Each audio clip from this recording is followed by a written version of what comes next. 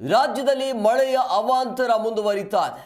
ಇನ್ನು 3 ರಿಂದ 4 ದಿನಗಳ ಕಾಲ ರಾಜ್ಯದಲ್ಲಿ ಭಾರಿ ಮಳೆ ಆಗುವ ಸಾಧ್ಯತೆ ಇರೋದ್ರಿಂದಾಗಿ ಮತ್ತಷ್ಟು ಸಮಸ್ಯೆಗಳು ಅವಾಂತರಗಳು ಎದುರಾಗುವಂತ ಎಲ್ಲ ಸಾಧ್ಯತೆ ಕಂಡು ಬರ್ತಾ ಇದೆ. ಅದರ ಜೊತೆಗೆ ಬೆಳಗಾವಿಯಲ್ಲಿ ಚೋರ್ಲಾ ಗೋವಾ ರಸ್ತೆ ಈಗ ಬಂದ್ ಮಾಡಲಾಗಿದೆ. ಕಾರಣ ಮಳೆಯ ಅವಾಂತರದಿಂದ ಭಾರಿ ಮಳೆಗೆ ರಸ್ತೆಯ ಸೇತುವೆಯ ಪಕ್ಕದಲ್ಲಿರುವಂಥ ರಸ್ತೆ ಇದೆಯಲ್ಲ ಕೊಚ್ಕೊಂಡು ಹೋಗ್ಬಿಟ್ಟಿದೆ. ಖಾನಾಪುರ ತಾಲೂಕಿನ ಕುಸಮಳಿ ಗ್ರಾಮದ ಬಳಿ ಆಗಿರುವಂಥ ಘಟನೆ ಇದು.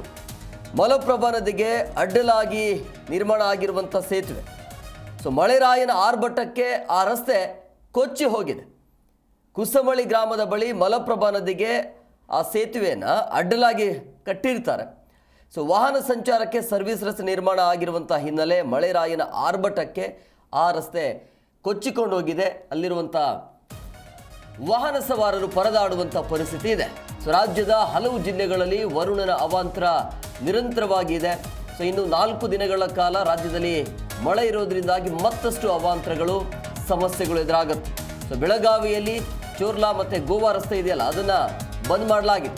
ನೋಡಿ ಮಳೆಯ ಅವಾಂತರಗಳು ಯಾವ ರೀತಿಯಾಗಿದೆ ಅಂತೇಳಿ.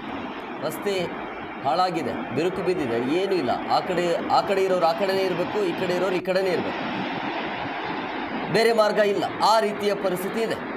ಖಾನಾಪುರ ತಾಲೂಕಿನ ಕುಸಮಳಿ ಗ್ರಾಮದ ಬಳಿ ಆಗಿರುವಂಥ ಘಟನೆ ಇದು. ಭಾರಿ ಮಳೆಗೆ ಆ ಸೇತುವೆಯ ಪಕ್ಕದಲ್ಲಿರುವಂಥ ರಸ್ತೆ ಇದು ಕೊಚ್ಚಿಕೊಂಡು ಹೋಗ್ಬಿಟ್ಟಿದೆ. ಇನ್ನೂ 4 ದಿನ ಮಳೆ ಇದೆ, ಮತ್ತಷ್ಟು ಸಮಸ್ಯೆ ಎದುರಾಗುವಂಥ ಸಾಧ್ಯತೆ ಇರುತ್ತೆ.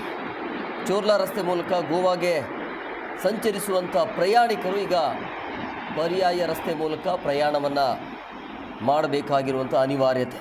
ರಸ್ತೆ ಸಂಪೂರ್ಣವಾಗಿ ಕಿತ್ಕೊಂಡು ಹೋಗಿದ್ದರಿಂದ ವಾಹನ ಸಂಚಾರ ಈಗಿಲ್ಲ, ಬಂದ್ ಮಾಡಲಾಗಿದೆ. ಈ ರೀತಿಯ ಸಮಸ್ಯೆಗಳು. ಹಾಗಾಗಿ ಇಂಥ ಸಮಯದಲ್ಲಿ ವಾಹನ ಸವಾರರು ಬಹಳ ಎಚ್ಚರವನ್ನು ವಹಿಸಬೇಕಾಗುತ್ತೆ. ಇದು ಮಳೆಗಾಲ ಆರಂಭದಲ್ಲೇ ಈ ರೀತಿಯ ಸಮಸ್ಯೆಗಳು ಎದುರಾಗ್ತಾ ಇದೆ. ಒಂದು ಕಡೆ ರೈತರಲ್ಲಿ ಖುಷಿ ಇರಬಹುದು, ಖುಷಿ ಮತ್ತೊಂದು ಕಡೆ ಸಮಸ್ಯೆ ಎರಡೂ ಇರುತ್ತೆ. ಹಾಗಾಗಿ ಎಲ್ಲೆಲ್ಲಿ ಸಮಸ್ಯೆ ಆಗುತ್ತೆ ಆ ಭಾಗದಲ್ಲಿ ಅಲ್ಲಿರುವಂಥ ಸ್ಥಳೀಯರು ವಾಹನ ಸವಾರರು ಎಚ್ಚರವನ್ನು ವಹಿಸಿಕೊಳ್ಳಬೇಕಾಗತ್ತೆ. ಇನ್ನು 4 ದಿನ ಮಳೆ ಇದೆ. ಮತ್ತೆ ಈ ರೀತಿಯ ಸಮಸ್ಯೆಗಳು ಎದುರಾಗುತ್ತೆ.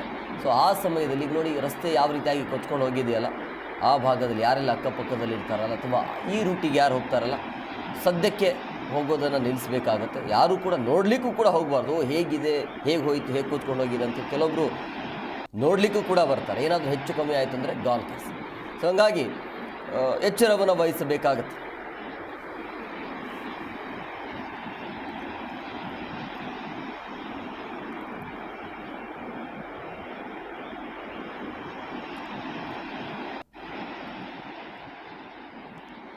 ಈ ಬಗ್ಗೆ ಮತ್ತಷ್ಟು ಮಾಹಿತಿ ನೀಡ್ತಾರೆ ನಮ್ಮ ಪ್ರತಿನಿಧಿ ಶ್ರೀಧರ್. ಫೋನ್ ಸಂಪರ್ಕದಲ್ಲಿದ್ದಾರೆ. ಶ್ರೀಧರ್, ಈಗ ಮಳೆಯ ಅವಾಂತರದಿಂದಾಗಿ ಈ ರೀತಿಯ ಸಮಸ್ಯೆಗಳು ಎದುರಾಗ್ತಾ ಇದೆ. ಈ ರಸ್ತೆ ಅಂತೂ ಕೊಚ್ಕೊಂಡು ಹೋಗಿದೆ, ಪರ್ಯಾಯ ಮಾರ್ಗ ಇದೆಯಾ?